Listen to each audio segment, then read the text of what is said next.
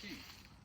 I'm just going to go over the procedures of what I do to prime it every time I crank it. First off, I leave my advance totally retarded. I bring my throttle up to a quarter throttle. And basically my choke, I go full choke all the way down and come up one click.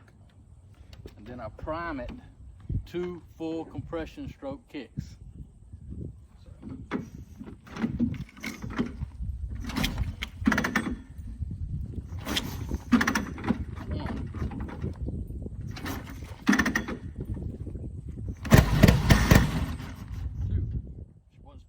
Then I wasn't supposed to have my ignition on. Anyway,